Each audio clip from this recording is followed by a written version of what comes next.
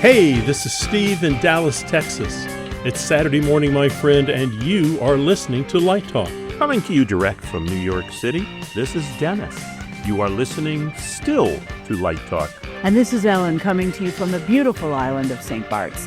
And today we discuss filters for high-def cameras, LEDs for dance lighting groups on Facebook, class participation, and when the show just isn't working.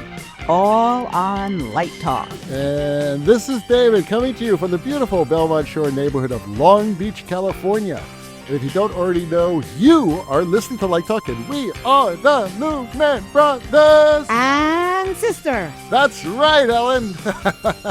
Cue the fireworks. Hey, I am juiced. I am totally juiced. Why? Do you know why I'm juiced? Alcohol? I got some good news and some bad news. The good news is that when Snoot and I were over in France, I got to be honest, that we sort of consummated our secret love for each other. And when we were at my friend's beautiful estate in the south of France, looking out over the fields and the sight of the cows just mewing away. Well, mewing's not right. That's what sheep do. They're like Mooing. What the hell? Mooing. They're mooing, not mewing. They're mooing away. Or baying. The sight. It just created such a romantic atmosphere that I popped the question. Wow. You know, I'm proud of you. Right. I'm very proud of you. You'll do anything to get a discount on legal fees. Well, and that is where the bad news comes in, because I was informed by Snoot that she doesn't give discounts. Oh, get that ring back. Well, I mean, that's because you told her that the mooing of cows had put you in the mood to get married. You know, you're lucky she didn't punch you in the face. Well, actually, I think it was the stench of the cows, but that's, a whole nother thing. Wait, was she surprised? No, she was not surprised. Were you surprised? No. I'm being really honest. I really love her, and it's going to be a great, great time. And first of all, my brother was in town with his wife last week, and we were talking about this. I took him to Catalina for the day. It was really a nice, lovely time, and got really drunk in Catalina. And we told them, and they gave us a wedding present of $300. And I said, you know something? I said, this is going to pay for the entire wedding, because we're doing it on 6 floats. We're actually getting 6 floats. We're going to tie them all together, bring them out to the bay. It's just going to be me, Lori, and her kids and their significant others. And her daughter is going to be performing the ceremony. So it's going to be really quite lovely. And the whole wedding is costing us about $300. So Champagne. No champagne. We're pizza after it. Pizza? You got to be careful with pizza, because that draws the seals. Well, no, not out there. No. First of all, we can't bring pizza out there, because we're bringing drinks, though. Each one of us is going to have our own individual buffalo milk. It's the national drink of Catalina Island. Are you wearing bathing suits? That's awfully personal. Well, I didn't think that was nudist colony out there. We're going to be in bathing suits. It's because we're going to get wet. You know, these floats, the water comes through them. Yes. So, yeah. This is like a theme park wedding. Well, congratulations. Yeah, congratulations. Yeah, The thank best. you so much. Marriage is a wonderful thing. I've done it a few times. Yes, I've done it once before, so has Lori. Anyway, so let's get started. We have some interesting news today. Actually, I don't know if it's much news or a trend, and we're going to let Ellen explain it to all of us. Well, yeah, I guess it's part of a trend. Some people are very, very much into social media. Me, not so much. I look at Facebook a little bit. I do not do X or TikTok or Instagram or anything. I probably have an Instagram account, but I never look at it and I never post.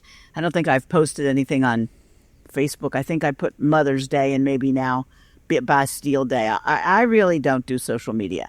I look at it, but there's been a big brouhaha on one of the Facebook groups where we post every week, everything stage lighting. And I take it that the problem has been brewing there for a while and sort of came to a head last week when someone posted beautiful images of a pride event that they had lit, and then claimed that the moderators, who nobody seems to know who they are, or they're not very visible. This is the group that Steve Irwin founded a long time ago. Took it down. So then other people put it back up to see if it was going to get taken down again.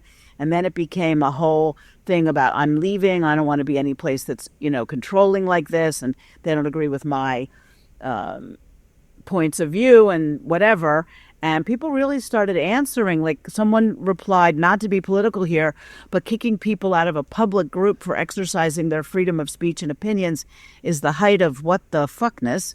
As a member who actually hires lighting folks and purchases equipment from manufacturers and occasionally answers questions and generally tries to stay informed on the industry's ups and downs, I'm surprised by the recent actions here. So, there's a lot of responses. Freedom of speech does not mean freedom from consequences, and quite a few people have left. And they've all gone to something else that's called Everybody and Everything Stage Lighting. And people have moved over there. And they have posted on it that this is a stage lighting group where everyone is accepted no matter your sexuality, race, creed, or belief. The one rule is don't be an asshole and don't disparage other human beings. We are a community of artists sharing our love and passion for lighting and community. I wanted to lift Steve Irwin's legacy up the way he would have wanted it to be. I wouldn't be here today without his advice and wisdom. And then the question came up about anonymous posts. Like, a lot of people on the other one were posting anonymously and being nasty about it, and they don't want that to happen here. So what do you all think about that? How much, do you look at these groups? How much social media do you do? Does it impact you in any way? I'll tell you, it's interesting. I was asked by an author who wrote a book on Ryan's Hope, which I was the LD for many moons ago, if he could do an interview with me to discuss my time there, because it's the 50th anniversary of the launch of the show. This is about 4 months ago. So I did an interview and all that, and then I, emailed him and said, hey, what happened to the interview? He said, oh, you have to go to the Facebook page to read it. I said, Facebook? I've never been on Facebook. And this sort of coincided with the Lumen brothers and sister asking me to join the party full time. So I bit the bullet, and about a month or so ago, went on Facebook to basically look at Light Talk posts and this soap opera posts. But I'm telling you, 26 years I've been at LDG, and I've never even looked at the LDG Facebook page. It's not something that I ever cared about, and the whole social media thing was something that I didn't want to go down the rabbit hole into, so I never bothered. And I'll tell you, the couple of weeks I've been on Facebook, I have been inundated with people who want to be my friend, who I'd rather they not know where I am and who I am. So it's an awkward scenario, but at the same time, I disagree with people who are posting political opinions. At the same time, I would never do that, but I would certainly accept it and read them. I have no qualms of people expressing what they feel. It's just sometimes one has to be cautious of what they present to the public. Right. I think in this case, it was that a lot of people that were in the group felt that the moderators of the Everything Stage Lighting page were not accepting the LGBTQ community, which has always been a big part of this industry, and that they block too many posts and delete posts under page rules, and it's not a fair and open forum. So I guess we'll continue to post Light Talk on there. We do post on these sites, many actually, just to keep the lighting community informed of who we have on the show. In the spirit of education, we do not sell any commercials. We're totally non-commercialized, so our numbers don't mean anything. It doesn't make us money. We lose money doing this show because no, we but don't you have have to commercials. let people know we're still doing it, and it's a good communications tool. Right, and I think that we should continue posting on all places just so that people know and get that information out. So that being said, I'm totally against censorship. If we get a post from someone from a community that's not hateful, I mean, we do have rules on our posts, absolutely. And we do look at every single post before we accept the post. I don't think we have ever declined an anonymous post if it had information in it that served our listeners and readers. So that's basically what our rules are, and they need to be in the industry. But why do people post anonymously if they want to share information? Well, in a way, I think it's kind of cowardly when you do that. You Agreed. Just, we don't care. We don't. I don't give a damn who it is unless they say something hateful, and then I'll look at who posted it and I'll unfriend them. You know what I mean? So that's how I pretty much work, and that's kind of how our group works on Facebook. But you're very cautious, David, and in the history that I've paid attention to with Light Talk. No, I'm serious. As opposed to a lot of podcasts that go way over the top with opinions and expressing viewpoints that are definitely hateful. And Light Talk does not do that. No, it's not cool. We're not that type of people. And when somebody gets a little crazy, we make a joke about it, and we either cut it out in editing, or that we don't accept it. So, but that's rare. I mean, I can count on less than 3 fingers times when I basically had to say, no, we can't post this, or no, we need to cut this out of the show. We've all said things that may have a political bent to them. I mean, it's obvious that all of us are relatively liberal people, and we may not agree with everything the current administration is doing, but we don't go out there and preach in the way that some people do. And some people are offended by that. And I say, if you're offended and you're not and you're not being hurt, but you're offended, then make your choice. Just don't visit the group or start your own group. There's nothing wrong with starting your own group. There are 30 different lighting groups on Facebook in the entertainment lighting business. My God, with all of the offensive things that are being said publicly these days, the bar is pretty low. Yeah, well, my bar is still there. That's the one you go drink bourbon at. Yes, exactly. We're going to talk about bars later, as a matter of fact. So that's a tease to later in the show. But no, it's a strange thing, and I'm just interested in how this all shakes out. And people will make their choices. They'll either go to the old everything stage lighting, and that was a huge group, by the way. That has thousands of members on it. Apparently, the whole controversy started with a post by somebody by the name of Adam Gray, who posted pictures of lighting that he had done for a Pride event in Nashville. So maybe we can find him. I saw that. Yeah, it was nice. Yeah, maybe we can find him nice. and get him on the show. Oh, that'd be awesome. He just posted photos of his work, right? He didn't offer any opinions. What's wrong with that? Right. So why would... Well, because it was a Pride event. And from what I understand, the anonymous moderators didn't want to support a Pride event. Are the moderators anonymous? How could that be? Well, really, I don't know. anonymous? That's a really interesting question. Yeah, because we have to put our names. All the hosts here that we have on the show, the Lubin family, we're all moderators on the group. So we could we could actually see these things before they actually, hit someone has to approve it, the post. But I'm surprised that everything stage lighting has anonymous. Well, let's try to get Adam on the show, and we'll figure out what's going on. Yeah, let's get Adam on there. Yeah, right. And maybe we'll get somebody on from that group on too. That would be an interesting show. Okay, so let's get started. Dennis, you have the first question. Amanda from New York City wondered, several episodes ago, in the episode entitled "Call the Plastic Surgeon," Dennis made a comment about using filters to solve the sharper images of faces produced by the high-definition cameras now used in television broadcast cameras. Are these filters put on the lights or on the cameras? In theater, what I was referencing, just to cut right to the chase, was filters put on the cameras. In theater, and in television, obviously, we put filters on the lights all the time, whether it's a color media or diffusion.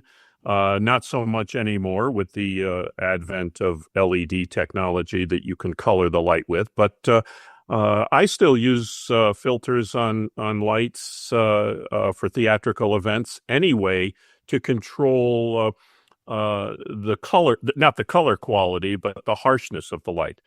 But diffusion on the lights manipulates the light that's striking a surface. What the filters on the camera do is manipulate the light that's entering the lens. And the goal is essentially to enhance some sort of image quality, or for some sort of creative control. Sometimes it's just merely for protection. Anybody who's a still photographer and has bought a camera in their life usually buys a what's called a UV filter, and the UV filter serves as protection from anything cracking or scratching or getting dust on the lens, that sort of thing. But there's also filters that control light. You would know them as neutral density filters. The ND filters controls the amount of light entering the lens. You would put an ND filter on to maybe adjust the depth of field, or if you're working in really bright sunlight, you don't want to shoot at that f-stop because of the brightness of the sun.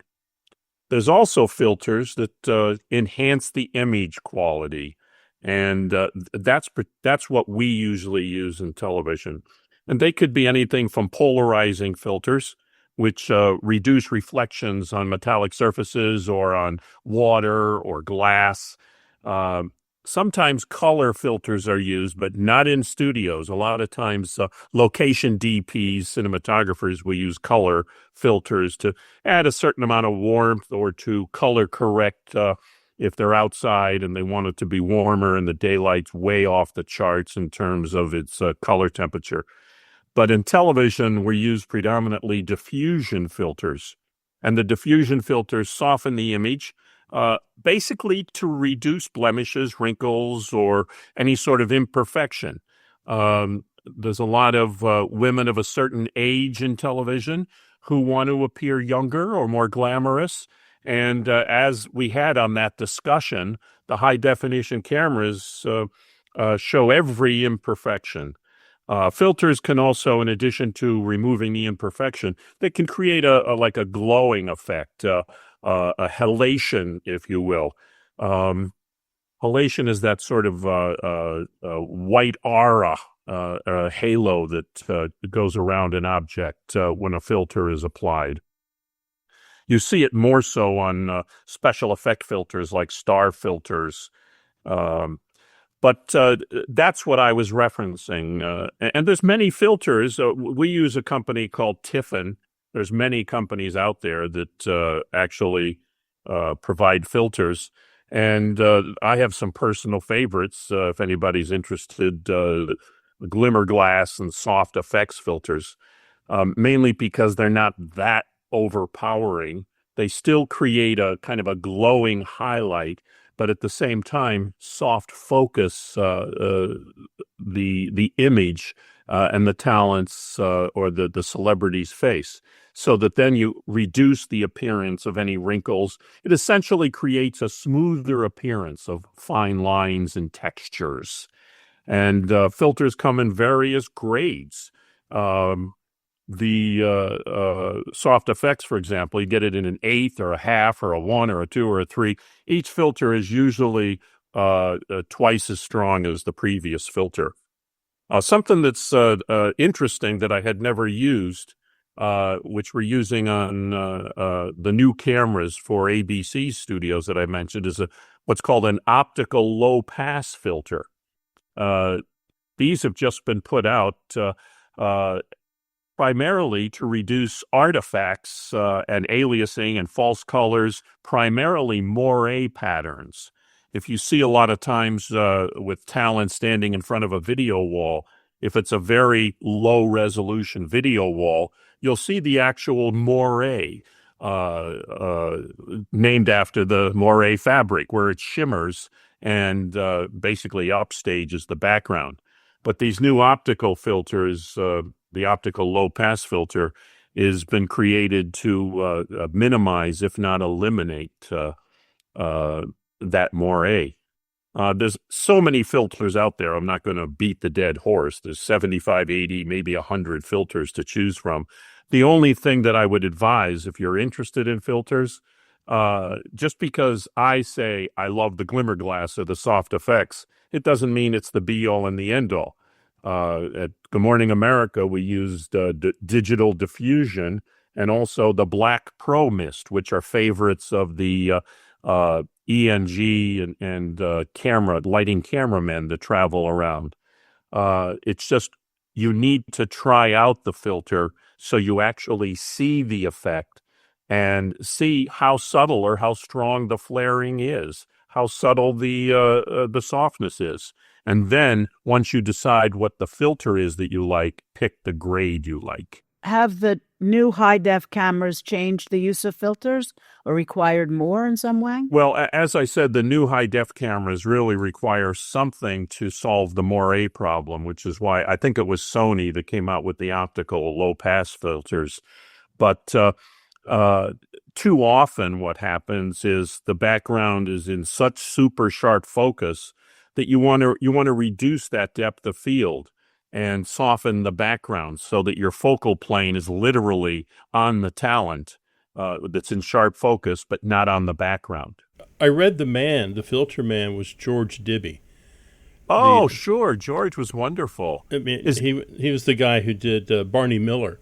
Yeah. But I was reading about him, and there was no stinking 70 or 80 filters. You know, he was taking the nylon hose from his wife and putting it over the camera. Years ago, I won't mention the talk show that I did, again, a woman of age who was very popular, and her age was writ large upon her face. Okay. I got to put a stop to this, Dennis. I just have to put a stop to this because you're getting yourself in a lot of trouble. Because it is common knowledge that many men of that certain age have the same issue. All right? I mean, have you looked at yourself in the mirror lately? I mean, come on, okay? You win that argument. You win the argument. So I just look. Snoot is on vacation right now, right? You don't want to put her to work, so maybe we should cut. And that she's in a good mood. And she's in a good mood. Let's keep her that way, okay? Anyway, point of fact is, man, woman, large dog, small deer. We used to use Fogel, actually, which was the stocking manufacturer. We used to put those over the lenses. I used to joke occasionally, oh boy, the filter we need on this is my gym socks. But it's that great line from Tootsie, pull back. He goes, how does Philadelphia sound? Oh, God, yeah. I actually think it was Ohio. I think, where do you want me to go? Ohio? Yeah, Ohio or something like that. That's hilarious. Great line. But, the video engineers can do a lot of softening and putting in skin detail, as I had mentioned on that show. But adding a filter or two, sometimes three even, goes a long way. We all recall that show Moonlighting, or maybe we don't if you're not over 50. Helen Hunt, wasn't it? Helen Hunt in that one? Sybil Shepherd. And right. they'd cut from a shot of Bruce Willis, who was in perfect focus, to Sybil Shepherd that looked like she was on a cloud somewhere. I would still rather kiss Sybil Shepherd than Bruce Willis. Yeah, I'm sorry. yeah. Now you're getting yourself in more trouble. Let's move on before Dennis gets us into more trouble. All right. Well, Rob from Santa Monica asks, how has LED technology revolutionized dance lighting? I see a lot more color on stage these days and want to use a good color palette without overdoing it in terms of shadows and intensity. So before I turn it over to the experts, I think that with dance lighting, there's a couple things going on. One, sometimes it's all very atmospheric in terms of the use of the color, and other times it's really used to pull out dancers' faces. So you guys want to comment on the use of color, and just because you can have 1,000 colors in your LED rig, should you? Well, I mean, you have to define what is a good color palette. Well, I yeah. mean, there are a lot of good. I mean, that doesn't have an answer. If you ask 100 lighting designers, you're going to get 95 answers. Well, I think he meant, good in terms of not overdoing it, not having too many colors just because you can. All right. Way back in season 1 of Light Talk, episode 14, I believe, we did an episode called It's All About Color. And if you ever want to know what a good color palette is, quote unquote, whatever the hell that means, listen to that episode. It's a great episode. Personally, when I design a show, I don't say this is a dance, therefore these are the color palettes I should look at. This is an opera. Now, every live entertainment show calls for multi-palettes of colors depending on what the show is.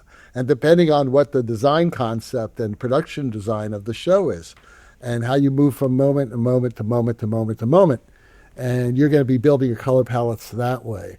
There's really no set rules as far as, what color palette you should use, as long as the color is effective. It's not even the color, it's all the colors that are on at the same time, and what color came from in the previous atmosphere and to what color you're going to in the next atmosphere. I say it a lot, it's all about contrast. Yes, it is all about contrast. And your perception of color has to do with what other colors are around it at the same time, and what color you just came from and what color you're going to. That's just the way our minds work. I think a lot of it, though, in terms of what Rob is really asking, is to how LED technology has revolutionized dance lighting. It doesn't have as much to do with the shadows and intensity as the fact that we don't have to use as many fixtures. I just did a dance show in May, and I probably had 45 moving lights on the show because the theater had them, and it saved me from having 80 conventional fixtures, or if I'd have to use color scrollers like we used to use on the conventional tungsten lights, or some means of adjusting and changing color for mood and atmosphere. The LED fixtures allow you the opportunity to do color changing, even if you're using no color. But the reality is the LED fixtures allow us to have less fixtures and more versatility, and that's the savings for dance. Well, the other thing is that you no longer have to think about, Stanley McCandless, pink on one side, blue on the other. Now you can have you're designing by scene, not by act, or not by, I've got to make a decision. Blue will work for 2/3 of the evening on stage right. So I guess I'll just suffer through the third that it would be nice if it were on stage left. Right. And also with touring, a lot of dance tours. So if you're taking those 35 or 40 moving lights instead of 100 and some odd conventionals with scrollers that may or may not have worked and gels that may burn out, it's technologically more efficient, right? 100%. And if you have a rep plot where you're touring or a number of different shows are being presented in the space, oh my God, how easy that is to do with a moving light rig. Well, Roxanne from California asks, I am a graduate student at a very well-known university, and my lighting professor rarely calls on me in class. In fact, she pays more attention to the undergraduate students than me. What can I do to get her attention? Does she hate me? Well, Roxanne, I don't think she hates you. She doesn't hate you, Roxanne. She doesn't hate you. And whether a student is a graduate or undergraduate student really makes no difference. As a teacher, from my personal experience, and I'm sure that Steve would probably say the same thing, there's always one or two students who feel they're not getting enough attention. And in a way, that's a good thing, that they come to us, that they don't just sit. And I hope, Roxanne, you've spoken to your lighting teacher about this, because that's my first bit of advice. You just need to sit down with her and say, hey, listen, I want to get more out of this class. And is there a way that you and I could meet, outside of class? I mean, I met with my grad students all the time outside of the class individually. When somebody wanted to meet with me, I made time for them. And I'm sure if this teacher's good, and it sounds like she is, if it's a well-known university, that they will make time for you. So you just need some one-on-one time. If you're not getting it enough in class, then ask for it in private. There's nothing wrong with that. I worked a lot with my grad students. Some didn't want it at all. They just got enough. They wanted a class and notes I gave them in rehearsal, and our debriefs and things like that after rehearsal. All that stuff was enough for them. But I understand sometimes you need more. And I know as a grad student, I asked for more from my lighting professor, and he gave it to me. This is a dumb question, but why is Roxanne in a class with undergrads if she's a graduate Well, that happens. student? So, for instance, sometimes programs, especially in state schools, I know that there were some times where I had like 5 or 6 grad students in a class, and I could only teach like 3 classes. So if I knew an undergraduate who was an advanced undergraduate, I would invite that student to join our class. I'm going to give you a really good example. There's a designer on Broadway named Nick Solium. I don't know if you know Nick. He's done so many shows. Yeah. And he went to undergraduate at Cal State Long Beach when I was there. And then he went to graduate school at NYU, and he became one of the top Broadway associate designers, and now he's designing on Broadway. And when I went to New York, did a show in New York, he was my associate, right? But when he was a student, he was designing so many shows because he was a great designer. And he worked hard, and he had a full undergraduate class load. And he was in the schools at night rehearsing, whether as an assistant, a programmer, or a designer. And he would come to class and kick my graduate students' asses with his work.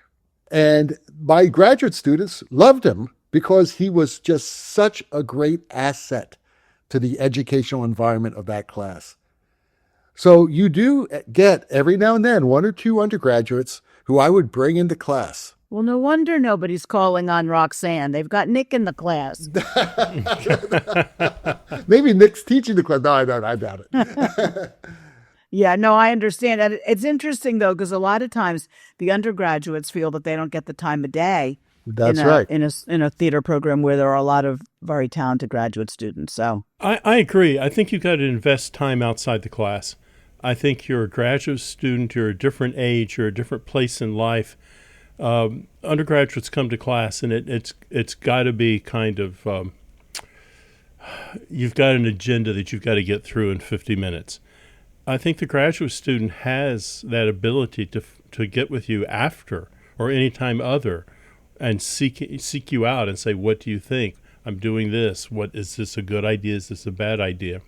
I think when you hit that master's level or in another subject, PhD level, I think you have to be proactive with the faculty and not expect to, not that she wants to dominate the class, but there are a lot of students, probably a lot of students in that class who are at a different level who take more of the teacher's focus.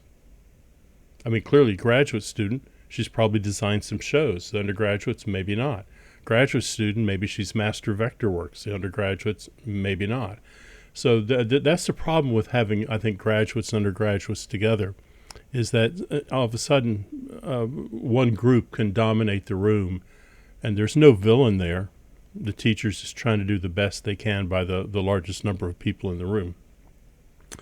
So walk down the hallway, knock on the door, insist on coffee every Wednesday at 10 a.m., set up a regular time you're going to meet with your teacher, and that's the way I would approach it. Good advice, Steve. Except now every lighting teacher in the country who's listening to this are like throwing stuff at their screens saying, oh, now I've got to make personal time for all my grad students. No, not every student needs this, and that's okay. All right. Not every student wants it. They don't want to see more of me. Once a week is enough, for God's sake, Do the ones who come to hear the band play get extra credit? Absolutely. There's no doubt about it. I can be bought. I've always laid that. I mean, obviously I would never do anything immoral, but if they come see my band, I say, something, do a paper on the lighting of the club. All right. And the atmosphere. And you could also comment on the keyboardist's ability. That would be okay. And if it's positive, it'll probably get a good grade. And that's all right. They're funny. Extra credit. Okay. Well, you are listening to Light Talk. And today on Light Talk, we have a very special new feature. Tales from the American Stage. That's right. It's time for Tales from the American Stage. The green room clock reads 6:30. The stage manager calls 30 minutes until tech. The theater is a barely controlled hurricane of nerves, tangled cables, and last-minute changes made by people who haven't slept since Tuesday. A low amber glow from the work lights spill over the stage. Scenery creaks. Someone, somewhere, yells, "Has anyone seen my shoes?" Followed by the death rattle of a fog machine trying to live its truth and failing. In the back of the house, the tech table pulses like a brain of a nervous system on the brink of collapse. Computers, monitors, glowing buttons that definitely don't do what they say they're supposed to. Sitting in the hot seat is the rookie lighting designer. We're going to call him Lumen. The headset hangs around Lumen's neck like a noose of responsibility. There's sweat on Lumen's forehead, existential dread in his eyes. Lumen whispers to no one in particular. Q12 still doesn't blend. The follow spot operator's 20 minutes late. Q47 blacks out the entire downstage for no reason. What is that god-awful color on the psych? I am not ready. I am not ready. And then a small wet nose nudges Lumen's trembling hand. A warm lick. A tail thumps gently under the tech table. Roscoe, the therapy dog, has arrived. Not a service dog, a therapy dog, trained to provide affection, comfort, and support, wearing a black hoodie labeled Crew. He's here by your side, a tiny sentinel of love and lint. No words, just presence, saying in a way only a dog can, "You will be okay. Breathe. I got your back." The night moves on. Q12 still doesn't blend. The fog machine is a spiteful ghost. The psych looks like a haunted jello mold. But somehow the show crawls forward. Every new disaster is met with a look from Roscoe. No judgment, just faith. Tail wag. Lumen lives to troubleshoot another scene, and when it's over, somehow it's over, and no one has quit yet, you sit in the dark, exhausted, a little broken but still breathing, and softly, almost like a memory, you think you can hear Roscoe say, "You didn't think you could do this, but I knew you could." Fade to black. That's tales from the American stage, some of which might be true. And now, back to Light Talk. Can I propose a interesting thought here? Is Roscoe a chocolate lab similar to Roscoe 99? Roscoe can be anything you want Roscoe to be. He could be a pit bull. He could be a little rat dog. Rat dog. No, I think he's definitely a chocolate lab. Okay, then it's definitely Roscoe chocolate lab. 99. So Roscoe is Roscoe 99 a young lab, a middle-aged lab, or a wise and Elderly. seasoned old lab? Oh, he's a Old young lab. lab. No, old Aw. lab. Anyway, I've had lambs my life. I know what they like. The young Roscoe would be doing something else to the leg. The endoerotic. Probably peeing on your foot. That's right.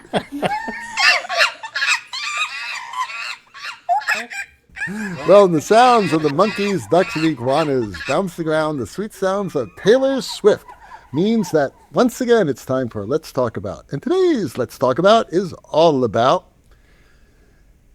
how to tell your production team and the director that part of the show is just not working. And this came from a letter we got actually last week.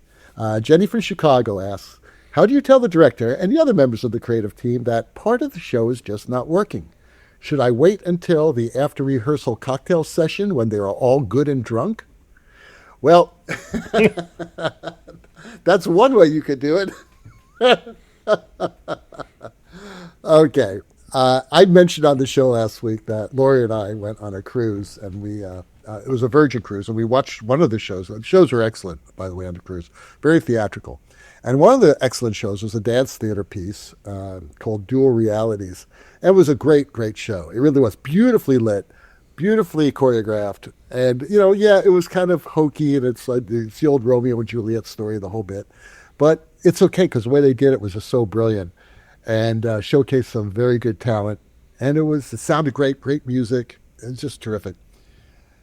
And then they had this perfect moment at the end when, of course, the two lovers meet. They get on this bar, and the bar raises up, and they're like looking at each other, and all the lights are fading. They're all integrating, and the music gets really lovely, and it's irising down to the two of them up there.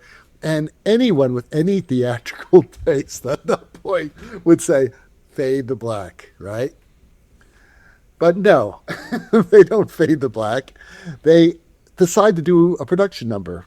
And somebody comes out with a ukulele and starts singing this song. And they all start doing this, thing, this 6-minute song that just goes on and on and on. That's basically Gilby the Lily. And I know that someone said, can't we just make this show like 52 minutes long instead of 57 minutes long? It's just the time where there were groans in the audience at a point. Okay. So we have all been a part of shows that you have this great idea, or the director has a great idea, and it's just not working. And the way I look at it is that if you have a good enough relationship with this director and your other members, you talk about it. And how do you talk about it, which I believe is her question. And I think you just got to be very sensitive. And sometimes it's just a discussion between you and the director, and sometimes it's appropriate to bring other members of the team in and gang up on the director. Basically, that's something Kevin and I used to do all the time with Paul. We would like strategize how we bring ideas into the show. But anyway, I hope Paul's not listening to this show. I don't know. What do you guys think? I don't know. I mean, that's a hard one. You want to think that everyone knows there's a problem. And so I think it comes down to one person. That one person is always the director who thinks this is a wonderful idea. Definitely do it in private, so it's not non-confrontational, and start with, have you ever thought of, or maybe we could, or what do you think of? I know it's crazy, but what do you think of? It's a hard one because someone has put their heart and soul into that encore, into that ukulele, and they're not seeing it the way you're seeing it. They're seeing it as that great moment that people are going to talk about for the rest of their lives. A colleague of mine and I just went to see a musical, and they were really happy we came, and they put us in the damn front row, which is about the worst seat in the auditorium. And it was not a happy musical. It was pretty rough, and it finally ended, and it was over. So we stood up, and everyone in the audience seemed to think that we were standing to applause. And they all stand up and start applauding. And here comes the cast back on stage to repeat the end of the musical a second time just for us because we're standing and applauding. And then we sit down really fast. But, we don't want to stand up too soon because there'll be a third encore. Does this happen to you, Dennis, in the television world, that something is going on and people are just saying, gee, we need to cut to commercial? And many times, especially in variety type shows, does this happen. And if I'm working on a new project with people that I haven't worked with before, I have to tread very lightly in offering my opinions. When I was younger, I made the mistake of very often saying, is anybody paying attention to how crappy this is? And this is a dumb thing to do. But then I'd find myself getting fired. So I try as one matures in the business, try to avoid getting your opinion out there. But David is right. If it's a team that you work with a lot, and I have had scenarios where I would say to the director, it usually comes from the executive producer to do the kind of stupidity, but we're all there to service the show and the executive producer and the production company. So it usually needs to be the collaborative team, the design team, meeting with the director, and then the director taking it up the chain. But by the time it gets to actual production, you hope to hell that it's not a live show and it's a tape show, so that then when they do their post-production, they can really look at it with a discerning eye and say, wow, this was a dumb idea. Let's edit it out. It's just very awkward for somebody at our level and the design team to piss off people who, as you said, the ukulele player may think it's the be-all and the end-all. And it's one of those things that you really need to ascertain at the moment how far you want to get yourself in trouble before you start making waves. You know, how often, let's say it's not a project of ours, how often have we gone to the theater? At least 5 to 10% of the time I see a Broadway show, I say afterwards, what were they thinking? You know? Well, yeah, that's what I was going to say. It's like $10 million into it, and they close on opening night or a week later. Oh, yeah. Didn't somebody see along the way? Apparently not. I mean, it's so much of it is commercial power bullshit. It is, David. And, that's why you need to be cautious. That's why I don't do commercial theater. Really.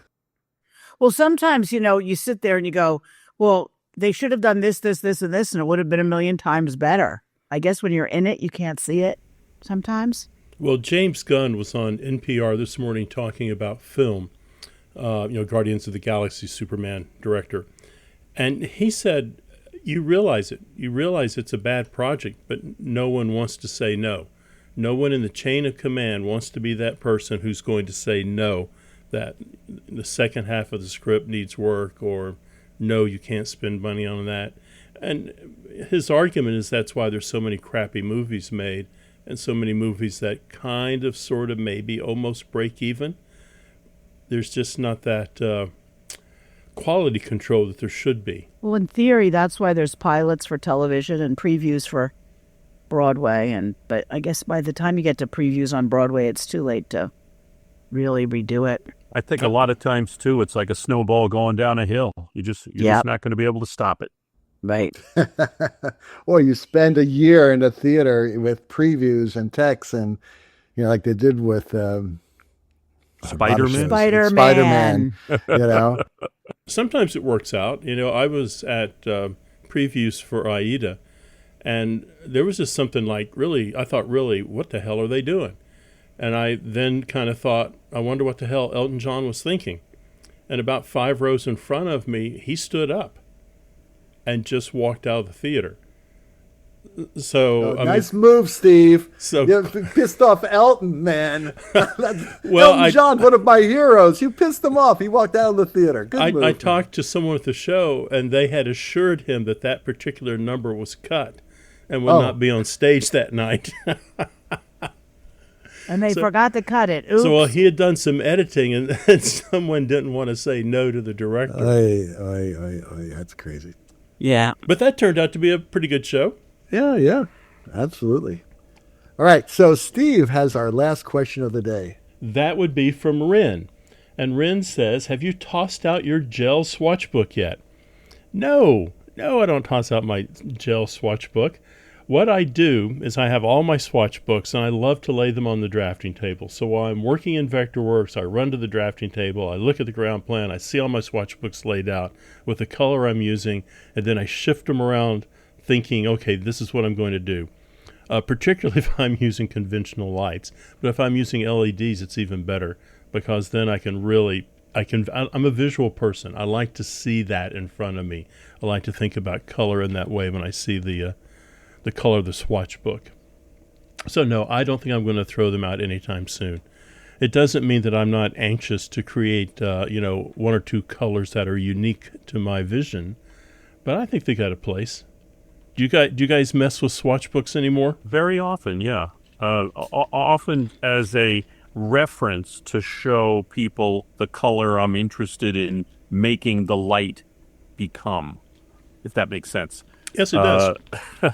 It's a graphic representation, because let's face it, these days when we mix color with the LED fixtures, you can use a color picker, you can use the, I want Roscoe 80. It never matches. It never is correct.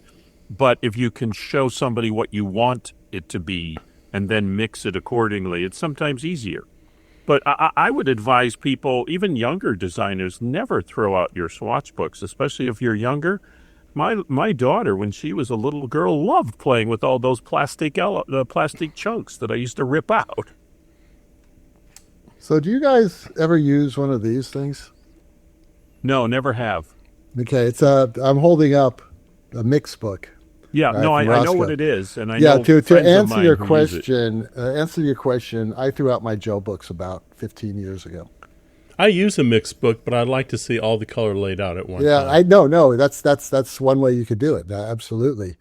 But swatch books have left my process when it comes to designing, because I can get just about any color I want, depending on the fixtures, on the LED fixtures, obviously. But I know the color that I want to get, and I see if that LED fixture can produce that color. So, and sometimes I just say, okay, I just happen to know that a Roscoe 99 would work, and we just tape it right on front of the damn light. I've done that before. Yes, indeed. You know what I mean? Then I would need a swatch book. And then I usually ask my assistant, could you get me a Roscoe swatch book? And they, of course, have all the swatch books, and they'll pull it out of there. So if you're an assistant, bring swatch books. If you're designing and you don't know the colors as well, or your process, like Steve's, is to get them out there and constantly see them in your visual range, I totally respect that. But just personally speaking, I don't do that. It's all in my head. Well, it's a swatch book. Dennis brings up a good point. You can rip that swatch book out there and go, R80, we can never make it. But this is the color we can kind of get. R25. Yeah. That's another one. But anyway, that being said, I must tell you, there's on the ship that Lori and I were on, they have this thing called, because it was Scarlet Lady, that was the name of the ship, they have something called Scarlet Night, and where they have LEDs everywhere in the ship, but the whole ship is lit LEDs, and everything is red. Everything turns red. The whole ship turns red. The problem is that the LEDs were not able to produce red. Yeah. So it's more like everything is orange, which really didn't have much meaning to Scarlet Night, because everybody was dressed in red. I had a shirt on, a white shirt with red lobsters all over it. Everybody had something red on, but then you had orange LEDs, because they weren't good LEDs that made red. So you were wearing orange lobsters. There you go. It's all about orange lobsters. Well, the rocking sounds of the Luminoids tell us that once again you've spent another morning listening to Light Talk. You can hear our show on just about every podcast site out there. Check out our website at lighttalk.org, and be sure to follow us on Facebook and subscribe to our podcast. That way you will not miss a second of Light Talk insanity. No guarantee is offered regarding the accuracy of any statements or opinions made on this podcast. However, if you do decide to litigate, you will be dealing with me, Snoot, from the Snoot Group. And you don't want to with me, because I will make your life unbearably miserable as I drain the retirement funds from these Lumen bozos. Smile, Snoot. You just came back from a great Mediterranean cruise. Light Talk is written and produced by the Lumen Brothers and Sister. Coming to you from Long Beach, the Lone Star State, the Big Apple, plus St. Bart's. And be sure to join us next week when we talk about more lighting shenanigans and serve you more of our casserole of nonsense. Light Talk, broadcasting questionable Lumen knowledge and humor around the world. So we'll see you all next Saturday morning. Bye-bye from Light Talk. Bye-bye.